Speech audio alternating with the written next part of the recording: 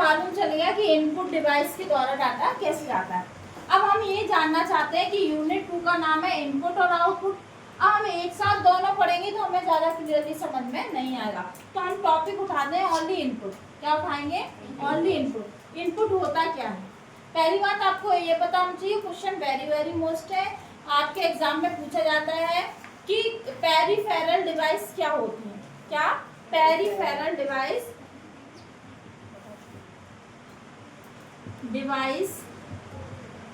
ठीक है, क्या होती है? तो हमें पता होना चाहिए all input output device are peripheral device. Clear है? जितनी भी इनपुट और आउटपुट डिवाइसें हैं वो सभी क्या कहलाएंगी? पेरिफेरल। पेरिफेरल का मतलब ही यही होता है कंप्यूटर में, जैसे मान लीजिए हमने कंप्यूटर स्टार्ट किया, मॉनिटर है, सीपीयू है, ठीक है, और कीबोर्ड है, माउस है, ये 4 डिवाइस हमारे पास है, तो कंप्यूटर में वर्क करना आसान है। अब आपका मतलब ये है कि आप काम कर रहे हैं, आपने मान लीजिए कोई रिजल्ट देखा और उस रिजल्ट को सॉफ्ट कॉपी के रूप में कंप्यूटर में सेव कर दिया, ठीक है। अब आपका दिमाग चला कि ये कंप्यूटर में सेव है, अभी ये अगर हार्ड कॉपी के रूप में हाथ में आ जाए तो ज़्यादा बेस्ट रहेगा। तो आप क्या करोगे? उसका एक प्रिंट निकालो, और प्रिंट निकालने के लिए आपको प्रिंटर की जरूरत पड़ेगी। तो आप जैसे ही जरूरत, मतलब जिस चीज़ की नीड होगी आप उसको जैसे ही कनेक्ट करेंगे वही पेरिफेरल डिवाइस कहलाएगा। जो बाहरी उपकरण, ठीक है, जो बाहरी उपकरण कंप्यूटर से हम जोड़ेंगे आवश्यकता पड़ने पर, कैसे? आवश्यकता पड़ने पर जो बाहरी डिवाइसेस हम कंप्यूटर से ऐड करेंगे वो सभी क्या कहलाएंगी? Peripheral device. ये क्वेश्चन पूछा जाता है, ठीक है। तो आपको पता चल गया all input output device are peripheral device. Clear है? अब हम जानना चाहते हैं कि इनपुट क्या होता है। तो कंप्यूटर को दिए गए निर्देश क्या कहलाते हैं? इनपुट। अब हमने क्या किया? इनपुट जो टॉपिक है उसको 2 पार्ट में डिवाइड किया है। कितने में किया है? 2 में।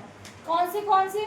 फर्स्ट हम करेंगे, एक मान लीजिए आप एक हार्डवेयर के रूप में सोचना, एक सॉफ्टवेयर, एक को बोलेंगे ह्यूमन डाटा एंट्री सोर्स। क्या बोलेंगे? Human data entry source. और एक हम बोलेंगे सोर्स डाटा एंट्री सोर्स। अब इसमें क्या होगा? ह्यूमन मतलब व्यक्तियों के द्वारा जो डाटा भेजा जाए, जैसे मान लो आपसे हम बोले कि आप जाके टाइपिंग करिए, तो आप क्या करोगे? किससे डाटा इनपुट करोगे? कीबोर्ड से। तो ये जो ह्यूमन के द्वारा, मतलब व्यक्तियों के, मनुष्य के द्वारा जो डाटा इनपुट होगा वो सब किस में आएगा? इसमें। और जो किसी ना किसी एक मतलब एक माध्यम से जाए, जैसे बोलते हैं कि आप सोर्स लगाइए, सोर्स मतलब किसी की पहचान या रेफरेंस लगाइए, ठीक है। तो सोर्स का मतलब होता है किसी ना किसी माध्यम से। माध्यम तो यहाँ भी है, लेकिन यहाँ हार्डवेयर का रहेगा और यहाँ सॉफ्टवेयर का रहेगा, ठीक है, इतना ध्यान रखना। अब जैसे ह्यूमन में क्या रहेगा? ह्यूमन को भी हमने 3 पार्ट में किया है, मतलब व्यक्तियों के द्वारा जो डाटा जाएगा वो 3 प्रकार से जा सकता है। एक तो किससे? कीबोर्ड से, ठीक है, एक जाएगा कीबोर्ड से, और एक को हम बोल देंगे डायरेक्ट पॉइंटिंग डिवाइस। क्या बोलेंगे? Pointing device. ये वेरी वेरी मोस्ट है। क्यों है? अभी आपको पता चल जाएगा, एग्जाम में पूछा जाता है कौन सी एक पॉइंटिंग डिवाइस है, ठीक है। तो ये पॉइंटिंग डिवाइस हो गई। और एक होता है टच स्क्रीन, ठीक है। अब इसमें क्या होगा? जो ह्यूमन मतलब व्यक्तियों के द्वारा डाटा जाएगा या तो कीबोर्ड से जाएगा हार्डवेयर के रूप में, या हमारा पॉइंटिंग डिवाइस। अब पॉइंटिंग डिवाइस क्या होती है? तो की माउस क्या है हमारा? क्लिक करता है, जो क्लिक करे वही पॉइंटिंग डिवाइस। अब माउस हमारा पॉइंटिंग डिवाइस। आपने देखा होगा गेम खेलने के लिए एक हम यूज करते हैं जॉयस्टिक। क्या करते हैं? जॉयस्टिक। आजकल जो ड्रोन चल रहा है वो भी जॉयस्टिक से उड़ाया जाता है। तो हमने देखा कि जॉयस्टिक भी क्या है? पूछा जाता है इनमें से कौन सी एक पॉइंटिंग डिवाइस नहीं है, तो आपको पता होना चाहिए जॉयस्टिक। अब एक होता है हमारा, जैसे आपने देखा होगा stylus pen, board smart board होता है, उस पर हम जिस पेन से पढ़ाते हैं उसको बोलते हैं स्टाइलस, स्टाइलस पेन, ठीक है। तो ये सब क्या है? पॉइंटिंग डिवाइस है। अब बात, एक होता है ट्रैक बॉल। क्या होता है? ये क्या होता है? हम पूरी कहानी इनकी बताइए क्या होता है। पहले के टाइम में जो मतलब जो अभी जॉयस्टिक काम करती है, पहले वो ट्रैक बॉल करती थी। इसमें एक हैंडल लगा रहता है, जैसे आपने 4 व्हीलर का गियर देखा है, ठीक है। तो वही काम जो करता है चारों दिशाओं में मूवमेंट करने का, वही हमारा जॉयस्टिक करता है। लेकिन जॉयस्टिक से पहले अभी एक स्टिक है, पहले स्टिक नहीं थी, पहले एक बॉल फंसी थी उस जगह पर। उस बॉल को जिस दिशा में मूवमेंट करते थे कर्सर उसी दिशा में जाता था, ठीक है। तो हमारा ट्रैक बॉल हो गया। तो ये सभी क्या है, पॉइंटिंग डिवाइस। और टच स्क्रीन में क्या आ जाएगा, सॉरी टच स्क्रीन नहीं बोलेंगे, इसको बोलेंगे पिक डिवाइस। क्या बोलेंगे, पिक डिवाइस। अब पिक डिवाइस के अकॉर्डिंग आती है टच स्क्रीन। क्या आएगी, टच स्क्रीन और लाइट पेन। क्या आएगी, लाइट पेन। क्लियर है। तो ये सभी हमें कहाँ से मिले, ह्यूमन डाटा एंट्री सोर्स से। जो व्यक्ति भी डाटा इनपुट करेगा वो सभी हार्डवेयर के रूप में कैसे करेगा, इस टाइप से, ठीक है। तो ये हमें पता होना चाहिए कि इनपुट डिवाइस को हमने दो भागों में बांटा है, एक हमारा ह्यूमन डाटा एंट्री सोर्स और एक सोर्स डाटा एंट्री सोर्स, जिसमें हमारा कीबोर्ड, पॉइंटिंग डिवाइस और पिक डिवाइस शामिल है। अब बात करेंगे सोर्स डाटा एंट्री सोर्स। अब सोर्स हमारे 3 प्रकार के होंगे। सोर्स भी हमने कितने प्रकार के किए हैं, 3। आपने देखा होगा, आप कभी कभी डाटा आप कंप्यूटर को निर्देश किन किन तरीकों से देते हैं, पहले तो ये बताइए। कभी कभी हमारा मन करता है माइक ओपन करके हम बोल देते हैं, तो वो क्या हार्डवेयर है, नहीं है, वो ओनली सॉफ्टवेयर ही तो है। तो एक होता है ऑडियो। क्या होता है, ऑडियो। ऑडियो रूप में दे सकते हैं बोल के। एक हो सकता है वीडियो, ठीक है। अब हमें क्या होता है, जब भी हम बात करें वीडियो में होगा डिजिटल कैमरा। देखा है डिजिटल कैमरा, हमने फोटो क्लिक किया उसमें ही वीडियो बन जाते हैं। तो वो फोटो क्लिक करना वो भी क्या है, एक इनपुट डिवाइस। वीडियो बनाना वो भी क्या है, इनपुट डिवाइस। तो ये सभी क्या है, इनपुट। एक हो गया ऑडियो, एक हो गया वीडियो, एक होगा ऑप्टिकल। क्या होगा, ऑप्टिकल इनपुट डिवाइस। पहले ये बताइए ऑप्टिकल, जैसे आपने सुना है तो आपको कुछ याद आया, आप ऑप्टिकल वर्ड पहले भी सुन चुके हैं, बताओ किसमें यूज हुआ था। ऑडियो इनपुट डिवाइस लिख सकते हैं यहाँ पे, बताइए।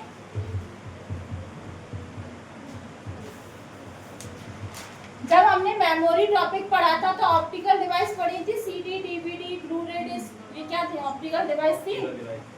अब हम क्या पढ़ने वाले हैं, और ऑप्टिकल इनपुट डिवाइस। क्या पढ़ने वाले हैं, ऑप्टिकल इनपुट डिवाइस और ऑडियो इनपुट। अब ऑडियो में क्या क्या हो सकता है बताइए। ऑडियो आपने इनपुट किया होगा, ऑडियो किस किस माध्यम से आप इनपुट करते हैं ऑडियो का,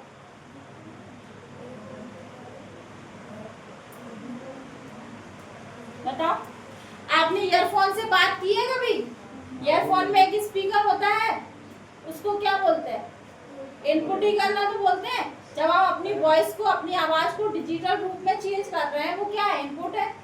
तो हम कह सकते हैं माइक्रोफोन बोल सकते हैं, माइक्रोफोन, ऑडियो। और एक होता है हमारा, जब भी हम आवाज को इनपुट करते हैं तो हमारा होता है साउंड कार्ड। क्या होता है, साउंड कार्ड। तो हम इसको साउंड कार्ड भी बोल सकते हैं।